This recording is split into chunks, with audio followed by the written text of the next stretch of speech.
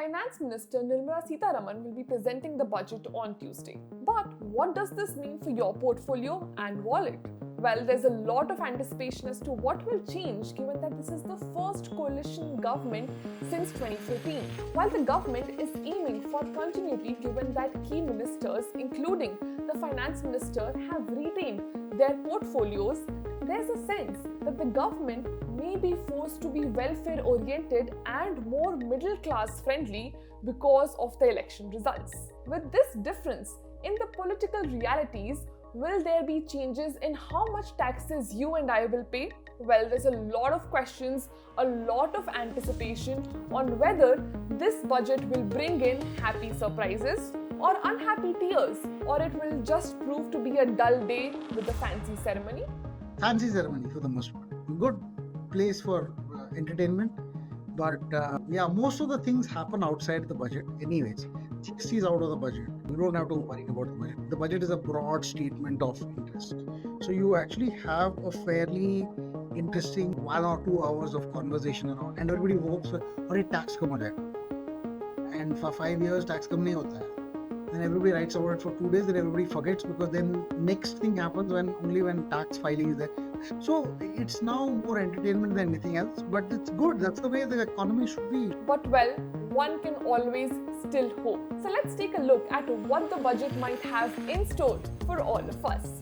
Higher tax exemption or lower tax rates, ease of compliance and angel tax provisions for the startups, reopening of the 15% taxation under the sunset clause for manufacturing companies, more benefits for those setting shops in the gift city, and maybe more incentives under the new tax regime, and much more. I spoke with people who understand the nitty-gritties of this space better than you and I do.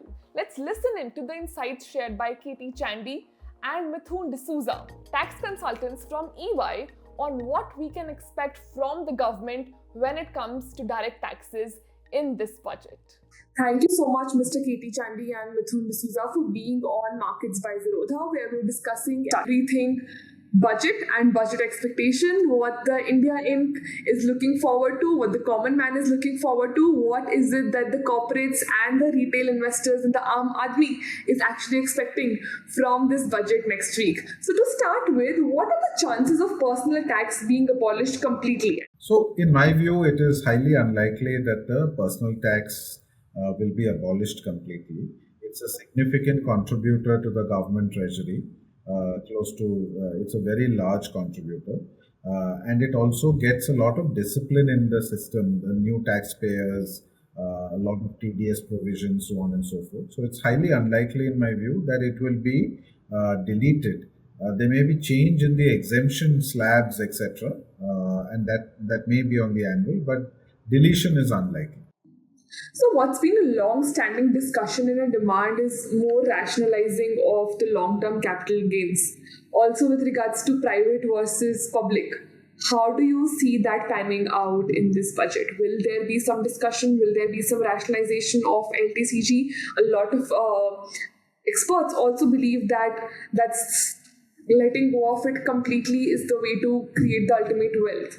Mithun, if you could take that up.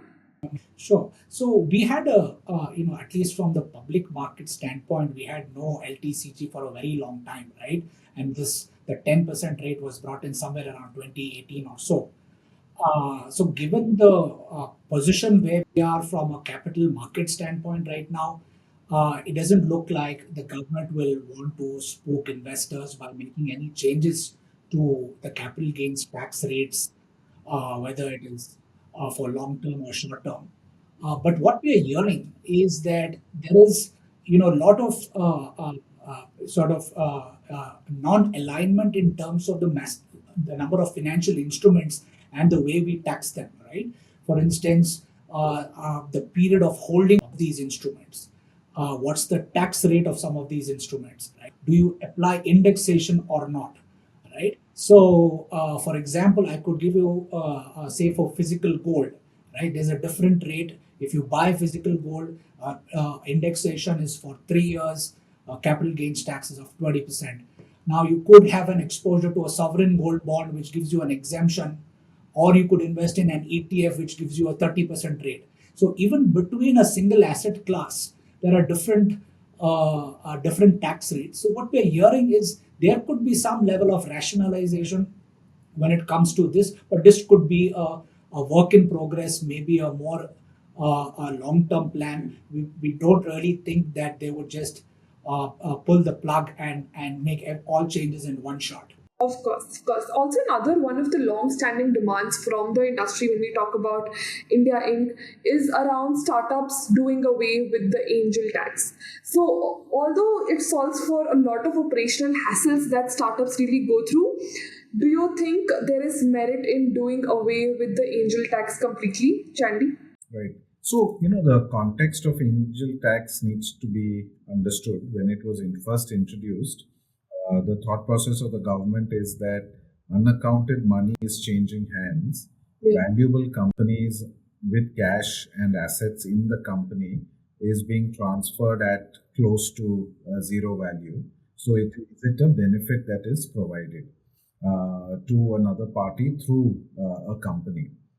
Now, so it's an anti-abuse provision. An anti-abuse provision is good to have, but how there has been a creep in this anti-abuse provision. Now, even foreign investors, except if they come from particular jurisdictions, have to evaluate whether angel tax issues apply on their investees, on themselves, so on and so forth, on the investees.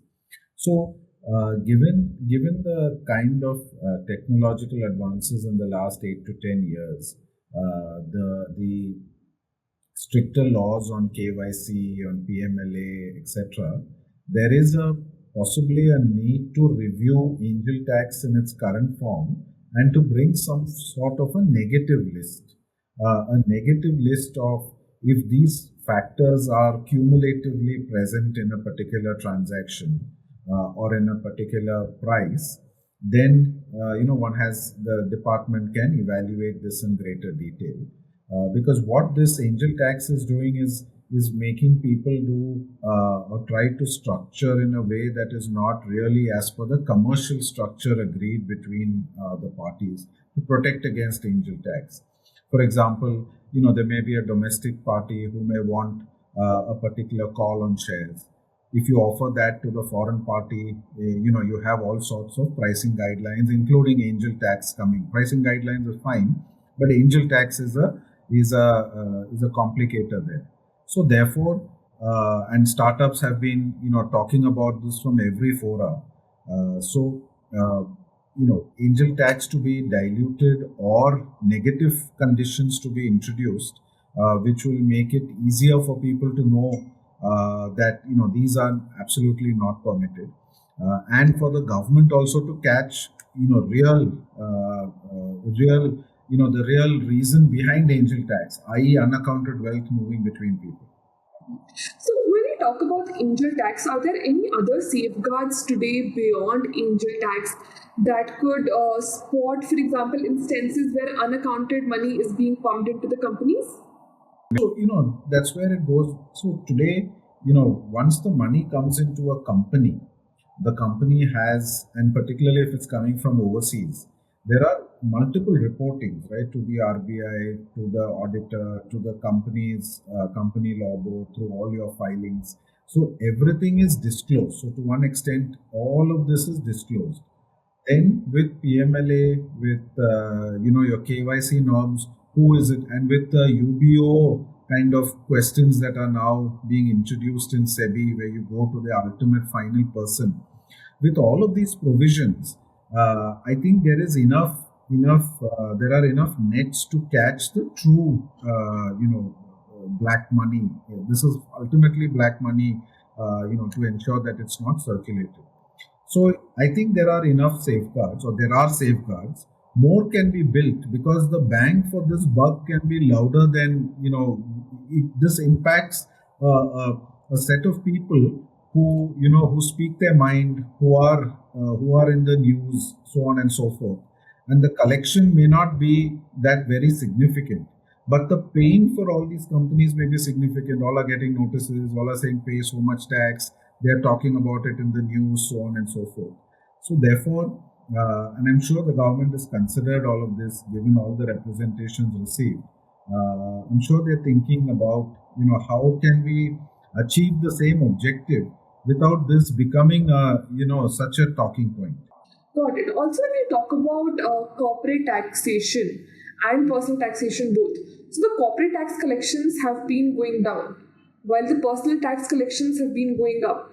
Even if when we look at May, the corporate tax collections reduced around 50% year on year, and the personal tax collections almost double year on year.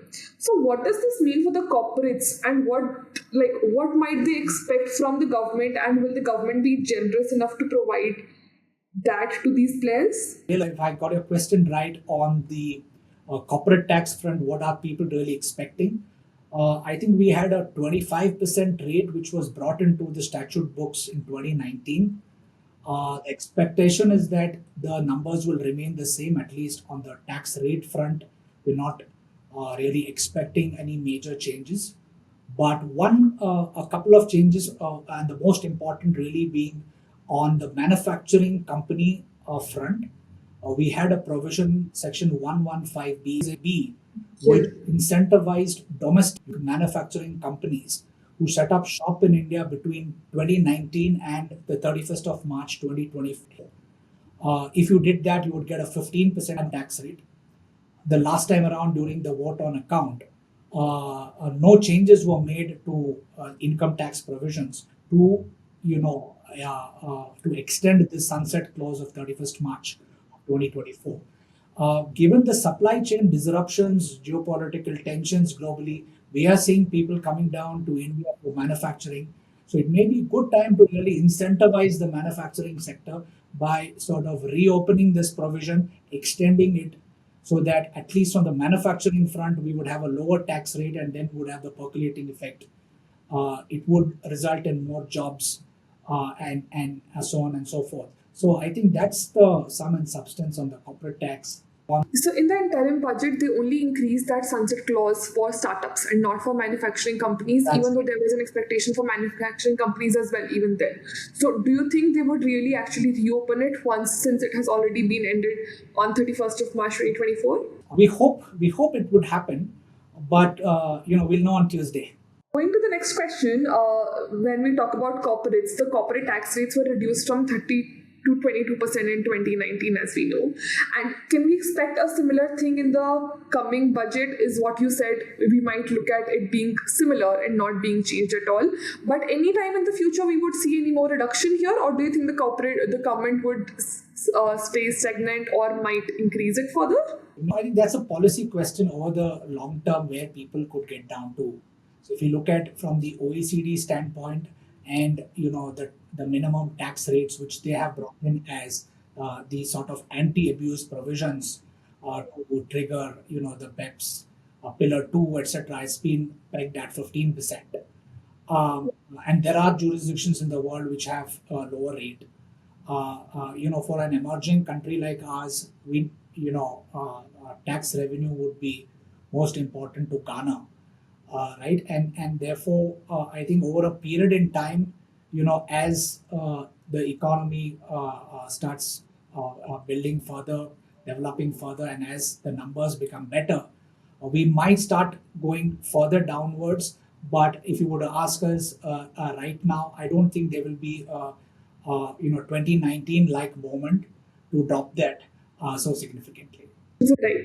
So, Chandy, as Mithun mentioned about OECD and the global minimum tax framework coming up, how can the budget actually address its implications on the Indian companies right now in some manner or the other? I think OECD's from BEPS Pillar 2 is the topic of discussion, which talks about a minimum tax rate for a subsidiary of a company in a particular jurisdiction, and if that minimum rate is not applied in that jurisdiction, which is 15%, as Mithun mentioned, then the parent company has the ability to attribute some of that income back to its home, transfer pricing, so on and so forth.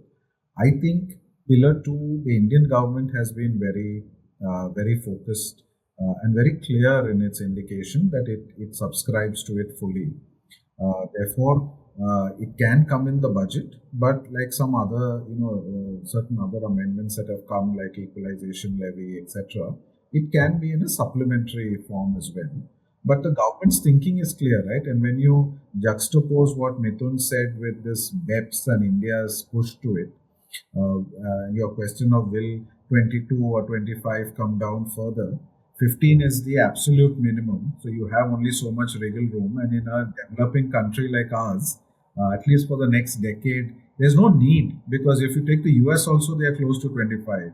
UK is also in that range. There may be Singapore, etc. So I don't know if I answered your question, Bhave, but OECD, Pillar 2, all of this is on top of the government's agenda. Yeah.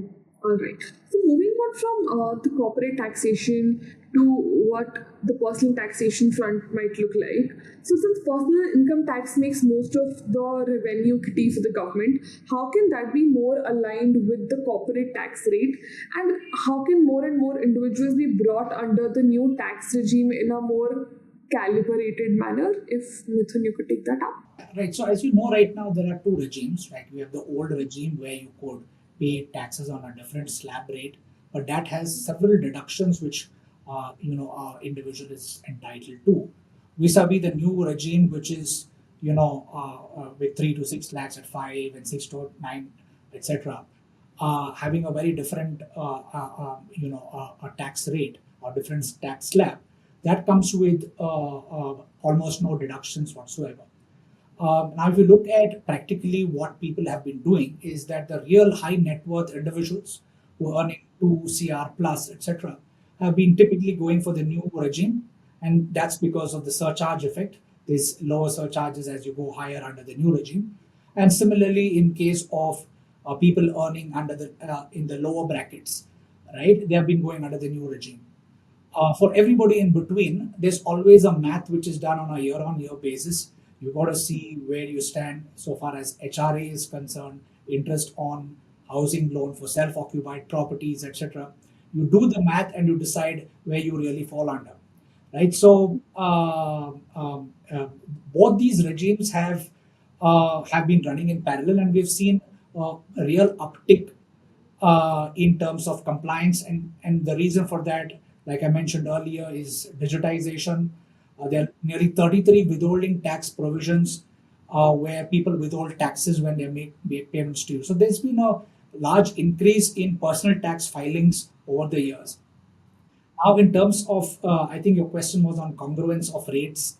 Even if you look at from a corporate tax standpoint, although you pay a 25% tax at the corporate level, when these profits are repatriated back to a shareholder, there is again tax in the hands of the shareholder, right? So there could be up to 30+% if it's dividend, or it could be a buyback tax, which would be 20%. So if you look at from a rate parity standpoint, the highest tax rate, which is about 39 to 43% for individuals, and if you look at corporate taxes plus the repatriation taxes, they pretty much stand together, right? So in terms of incentives to get people in, I think it's going to be more of simplification of processes, making it easy for people to make these filings, make it easy from a tax dispute litigation standpoint. There's a lot of cases which are currently stuck at the first appellate authority in India, nearly 6 lakh cases. Figure out ways how this could be disposed of quickly, bring in more tax certainty. I think those would be, things on top of the government's mind right now, when they incentivize people. Right. So I get the point of incentivizing the new tax regime, but if I had to pointedly ask you that could personal tax converge to corporate tax with the new regime in the long run, will that be a yes or a no? In the long run, it's hard to tell, but at least in the short run, it's unlikely because the objectives of these two taxes can always be different, right? From a personal tax perspective, you're trying to maintain equity. You incentivize a person, he increases his consumer spending. Whereas from a business standpoint, it's more of capital allocation decisions, business decisions, etc. So the objectives of these provisions are always very different.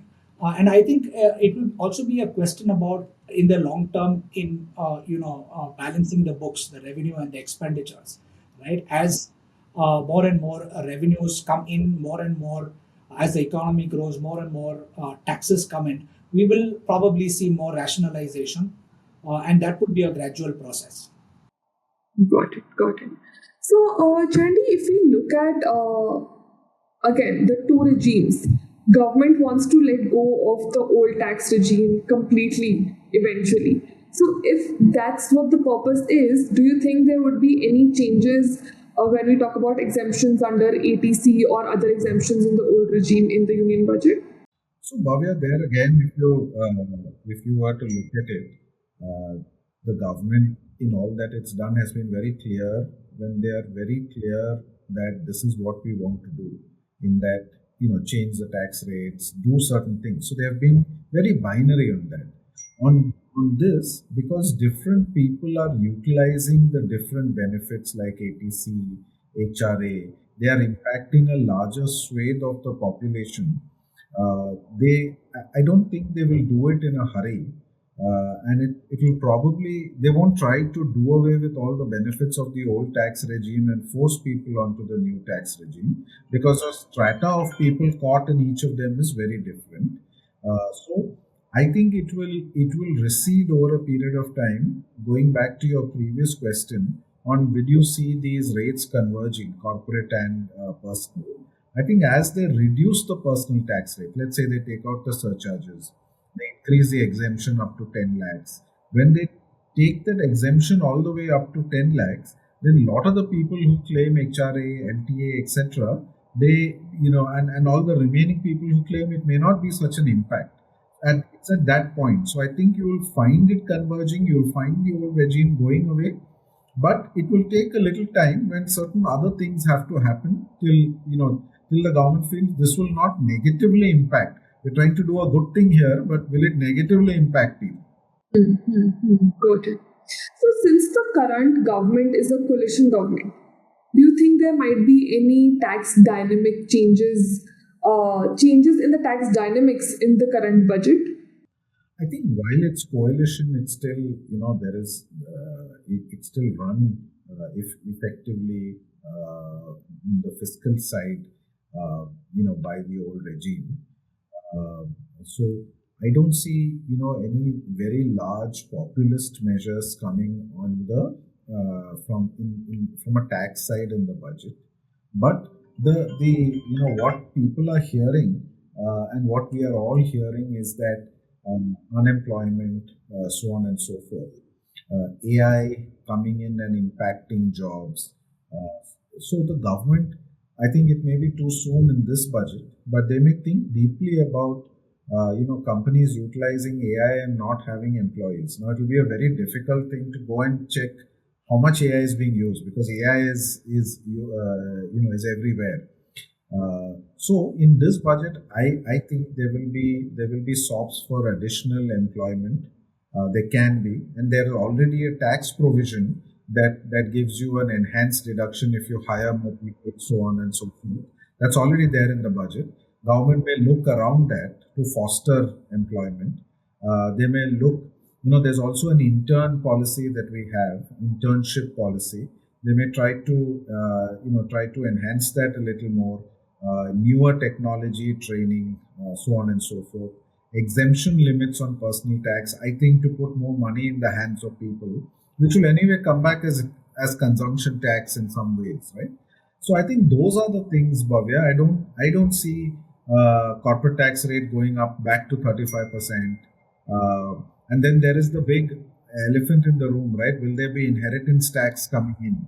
Now, that is up in the air to some extent. That will have a lot of repercussions, and again, one needs to think about what are the exemptions you give, what are the planning structures, do you permit planning structures, so on and so forth. So all of these changes, I think, need to be more thought through. But what will give immediate impact is increasing the exemption limits, I would think, by a significant amount, because of where it has cost of living, so on and so forth, and also find means to incentivize employers to employ more. Hmm. Got it. Thanks for summing that up for us, Chandy. Similarly, Mithun, if I were to ask you as well, given that whatever full budgets we have seen post elections and whatever has come up in those budgets for the corporates or for the common man, what do you think will be some of the top 3 to 5 things that the government will be looking at right now? Right. I think in terms of, like I said earlier, I think the focus has been on tax certainty, reduce litigation, a lot of money and time spent on litigation that needs to be cleared. I think we need to put inflation, etc., is sort of hitting people in different ways, and therefore to put money in their pockets. Therefore, look at way in which the slab rates are tinkered with, and I think the ease of doing business, which is the overall pointer of the government, in different ways, that has to be brought down to the ground, right? Whether by use of technology, like we've seen, e-assessments, the entire income tax and GST compliances are done online. Move them across all legislations. So I think those are the areas which the government would want to, in this first year of their third term, really try to focus on and build through the next 4 5 years. And if you were to double click on this, you might get several other smaller pointers, but I think these would be the broad theme. So, what could be those smaller pointers if you could lay that down? I mean, I think, like we said, if you were to get down to things like litigation, clear the backlog at the CITA level, bring in more circulars to bring in certainty, things like angel tax, which the government is often getting a beating on, figure out whether this has really outlived its utility.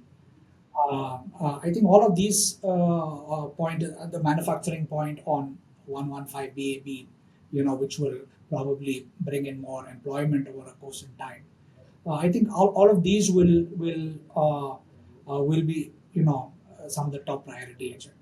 Got it. So, lastly, before we wrap this up, if I were to ask you both, if we have to look for one word or one phrase that we think this budget would look like or would revolve around, what would that be for you both? I think there'll be something for everybody, Bhavya.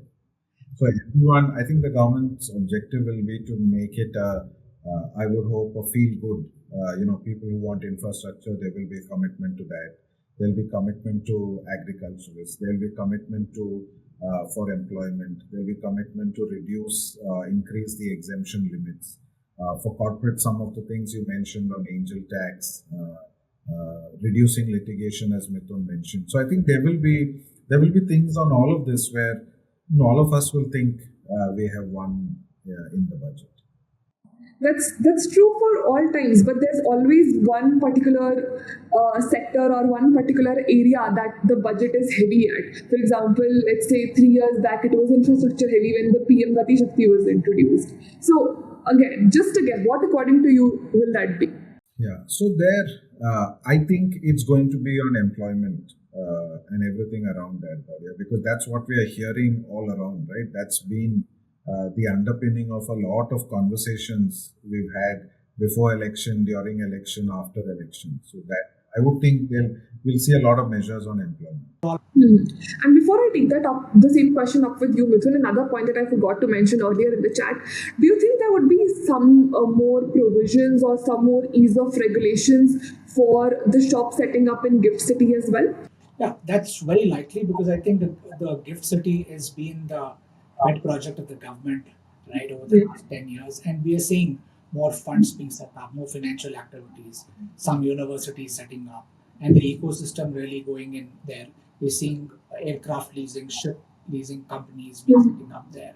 So I think there will be, further incentive on, at least on the financial services side in the Gift City. We were hoping to hear more from the government on things like setting up family funds for Indian families in the Gift City, and whether But that has already started, no? Family funds setting up shops. Right. I think there have been some practical hurdles there which need to be ironed out. But things like these, which people have been looking at to have a more diverse geographic exposure to overseas assets for Indian families, I think things like these will need to be ironed out. And I think they'll continue the boost for the gift city overall. Yeah, there was a long time when a lot of these applications had been sent to the IFSC, but they were long pending before. I think the Premji West was the first one to get in an approval to go ahead with it. But they were long. So, do you think there could be or should be any ease of compliance or some process? One ease I of think business? it's a large policy decision, Bhavya. So it's not so much IFSC, but at the finance ministry. Yeah, that's So, why I'm asking. In the budget, do you think so I something? think the budget, this will not come in the budget. This may come separately to supplementary instructions. Because the laws are there. It's more how do you want to implement some of the laws, not all, because Gift City is buzzing now, right? If you go there, but for some of the benefits of the Gift City, there is a policy view to be taken along with regulators, so on and so forth. Got it, got it. So again, lastly, Mithun, coming back to the question that I had asked Chandy about, if for you there has to be one word about or like one phrase about what this budget is going to be about, what will that be? But I would say I would use two words: continue reform. The Prime Minister had come out and said that in the third term there would be significant amount of reforms, nothing like what you'll have seen earlier. So I think that agenda should continue and use fiscal policy to get there. We'd really hope for more things like tax certainty, improve the ease of doing business, more foreign investments into the country. I think reform around all of this to continue, growth in all these areas. I think it should be, like I said, continue reform. Okay, all right. Thank you so much for taking out the time this afternoon and speaking with us and sharing all those insights about what the budget might look like for the India Inc. and for the common man. Thank you so much for being on Markets by Zerodha. Thank you for having us. Pleasure. Well, all those are hopes and wishes. How generous the FM is, we'll only get to know on Tuesday. Will the budget inflate our wallets or puncture our hopes? Well, let's wait and watch.